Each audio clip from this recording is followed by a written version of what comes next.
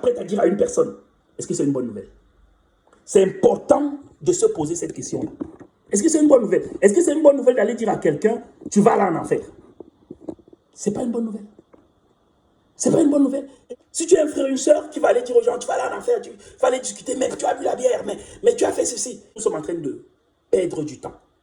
Nous sommes même en train d'endurcir le cœur, pour dire vrai. Le cœur des gens qui nous écoutent seront endurcis. Ce sont les gens qui vous disent que, bon, les chrétiens, moi, je ne les aime pas. Je vais donc maintenant vous prendre un sujet sensible. J'aime comme ça, enseignons ces cours et nous les mettons dans le contexte réel. Je ne sais pas ce qui vous concerne en France, mais ici, chez nous, le sujet sensible de l'heure, c'est le monde LGBTQ. N'est-ce pas? Sujet sensible. Comment est votre comportement à l'égard de ces gens? Je vous pose la question. Surtout pour certains d'entre nous qui venons d'Afrique. Nous venons d'Afrique où cette affaire, nous savons comment, en tant qu'Africains, nous sentons avec cette affaire. Pour les Africains que nous sommes, c'est le non-non. Non-non. Oh, non-non. Mais voici qu'il se passe la chose suivante. Je vais vous faire une question que peut-être vous n'avez jamais considérée de cette façon. Écoutez très bien la question que je vais faire. C'est le monde dans lequel vous vivez, que vous montiez, que vous descendez, vous allez être confronté à cela.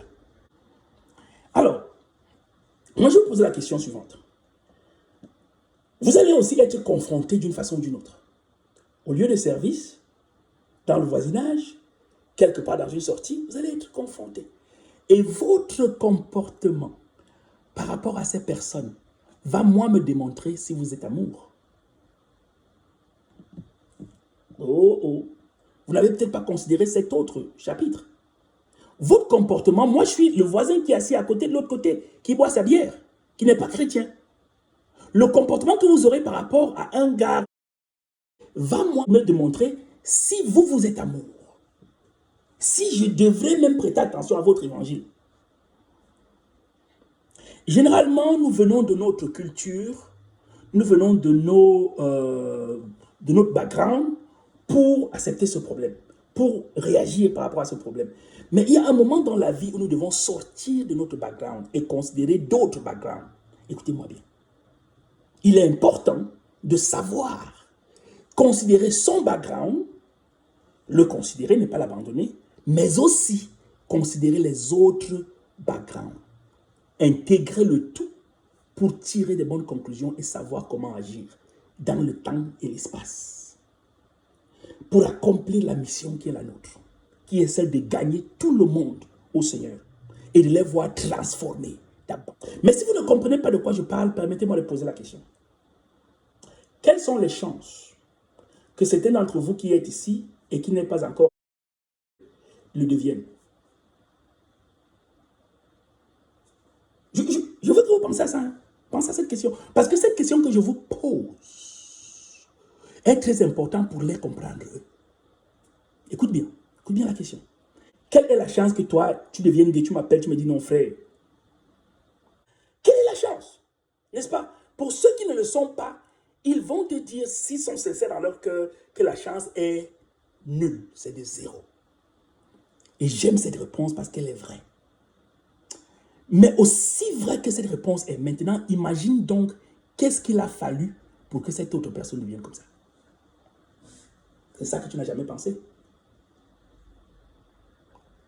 Parce que cette autre personne, si elle était comme toi, qu'est-ce qui s'est passé? Est-ce que tu m'écoutes bien? Qu'est-ce qui a dû se passer pour que toi, tu deviennes gay? Parce que cette personne, c'est toi. C'est pour cela que vous voyez quand les prophètes, les hommes de Dieu intercédaient dans le passé, ils intercédaient pour les péchés du peuple comme s'ils en faisaient partie. Cette personne est toi. Quelles sont les chances pour que tu deviennes gay? Si tu réfléchis en ces termes-là, tu vas maintenant avoir la compassion de l'amour pour ces gens. C'est comme ça qu'on réussit à avoir la compassion de l'amour pour eux. Comment un gars comme moi là a pu devenir comme ça? Mais si tu ne penses jamais comme ça, tu penses c'est facile. On peut juste devenir comme ça du jour au lendemain. C'est facile de les juger. Parce que dans ta tête, tu penses qu'il a juste choisi de devenir comme ça. En Afrique, à l'époque, quand on grandissait, on avait l'impression que c'était une mode. De même que quelqu'un décide de mettre un jean ou un pantalon, on pensait que, bon, vraiment, de tous les mots, c'était ce que toi, tu as choisi. Mais non. Il faut réfléchir à la cause. Qu'est-ce qui s'est passé? C'est ce qui doit t'animer derrière la tête. Qu'est-ce qui a pu se passer? Je vais vous dire certaines choses qui ont pu se passer. Je vais vous donner des suggestions. Certaines suggestions. Pour la majeure partie des cas, dans ce groupe spécifique, ils ont été touchés quand ils étaient tout petits. La chose s'est passée, ce n'est pas eux qui ont choisi de venir comme ça. La chose s'est passée quand ils étaient innocents. Quelqu'un les a introduits à cela, a voulu déterminer le courant de leur vie. Donc, quelque part, ils subissent le supplice. Oui, c'est vrai, ils ne sont pas nés comme ça. Mais quelqu'un a voulu changer le cours de leur vie et le déterminer. Ici, en Amérique, on appelle ça des have been touched. Quelqu'un les a molestés. On a dit en français, c'est pas la molestation. Quelqu'un les a molestés. Et le traumatisme qui est créé par la molestation les a conduits dans cette voie. Moi, je suis né aux États-Unis pendant que je suis ici dans les premières années. Il y a un jeune homme, je ne sais pas comment il a trouvé mon profil sur Facebook, qui a trouvé mon profil et qui a commencé à m'écrire constamment. Bon, quand j'étais au pays, j'avais tellement de groupes où j'avais des ministères, des multiples. J'avais mon propre ministère, j'avais l'école biblique avec le pasteur Richard, nous avions l'autre école biblique où on rendait ministère, nous avions les églises et tout. Donc, les jeunes qu'on connaît, c'est en termes de millions. Donc, je ne pouvais pas savoir où il me connaît. Donc, j'étais gentil. Je dis, bon, c'est un de mes jeunes. Je ne suis plus là, il veut rester connecté.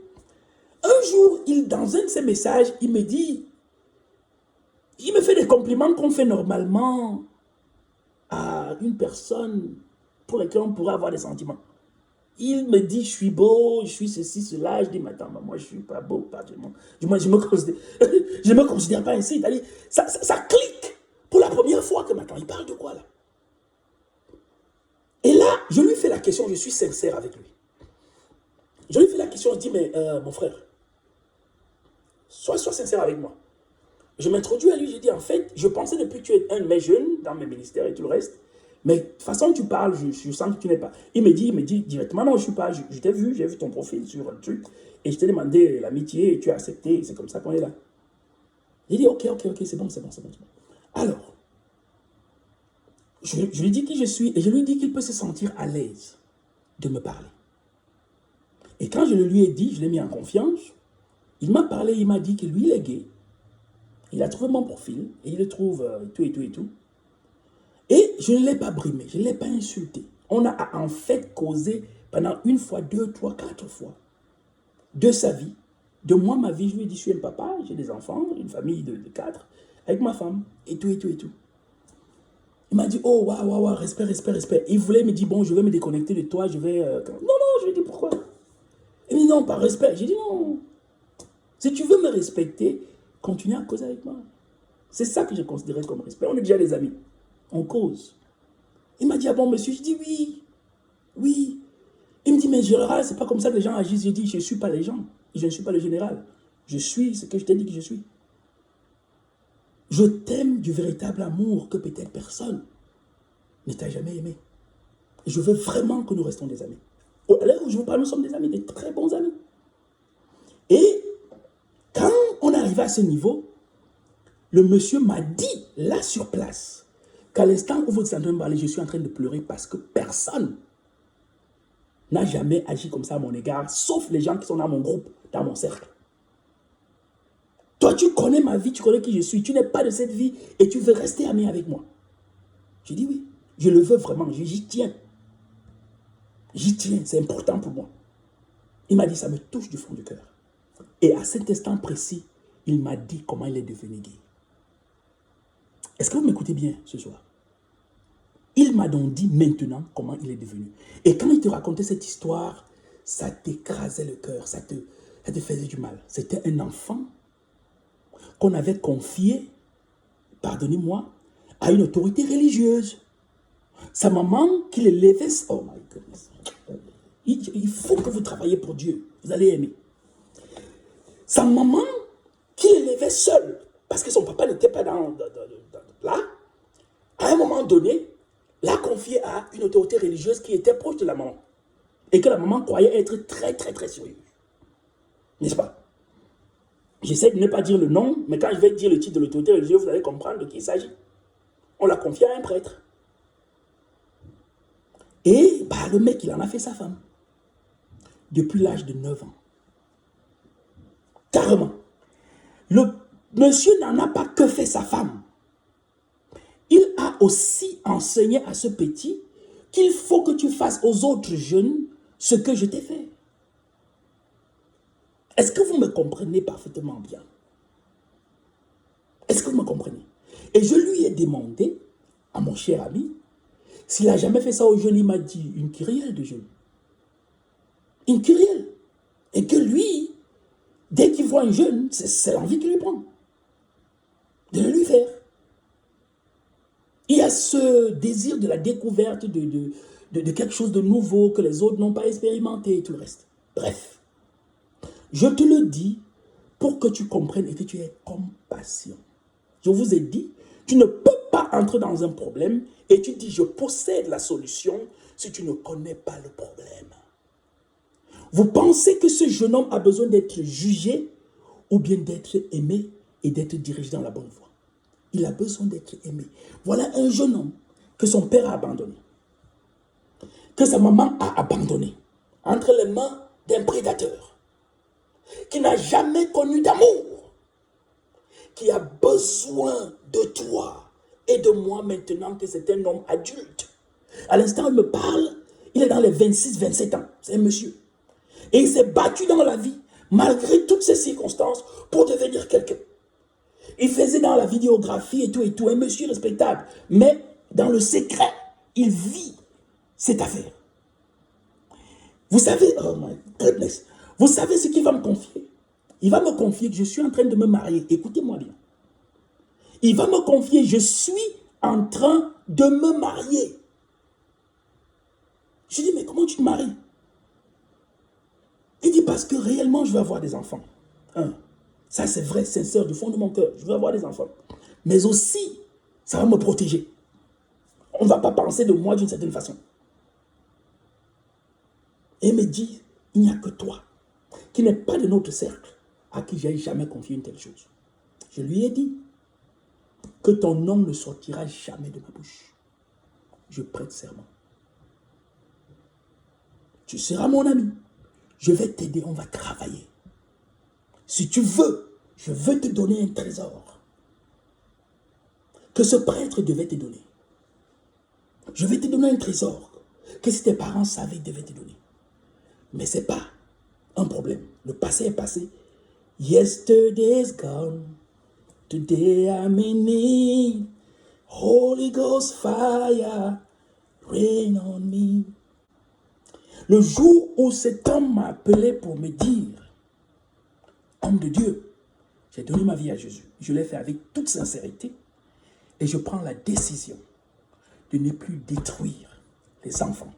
Je prends la décision d'essayer autant que je peux de continuer dans le chemin du mariage dont je t'ai parlé, de me marier. Et comme tu m'as conseillé, je vais me le faire savoir à la demoiselle. Parce que tiens-toi tranquille, il n'avait jamais pu le dire à la demoiselle. Il dit, je vais lui dire, parce que je lui ai dit, dis-le lui. Si elle t'aime, elle t'aime. Parce que si elle le découvre après, et tout, c'est pas bien. Dis-le lui. Si elle veut me parler, je suis ouvert. On va le lui dire. Si elle t'aime, elle va continuer. Si elle ne t'aime pas, mon frère, ce n'est pas elle. Tu es sur le chemin de ta restauration. Et Dieu te pourvoira une personne qui t'aime et qui t'accompagne sur le chemin de la restauration. Il y a une puissance dans l'amour de Dieu. La bonne nouvelle de l'évangile est puissante. Mais elle n'est pas seulement puissante dans nos lèvres. Elle est puissante, manifestée dans nos vies. Parce que l'apôtre Paul dit que nous sommes une lettre que Dieu a écrite pour la société. Nous sommes une lettre. Il faut que si quelqu'un me voit, qu'il voit l'amour de Dieu. Que le nom de Jésus soit glorifié. C'est ça que tu deviens, mon frère, ma soeur. C'est ça que tu deviens. Ces gens, parfois, peuvent mettre une barricade. Ils peuvent mettre quelque chose parce que ils ont subi. Voilà pourquoi ils se protègent. Si vous avez une sœur qui a été Elle va vous dire de quoi je parle. C'est comme ça qu'ils se sentent. Son intimité a été touchée. Son besoin d'amour. Rappelle-toi toujours, quelles sont les chances que toi, un beau matin, tu te lèves par enchantement, tu deviens comme ça. Tu as dit, nulle chance. Eh bien, si c'est aucune chance pour toi, il en a autant pour lui. Aime Dieu en toi comme tu l'aimes en l'autre.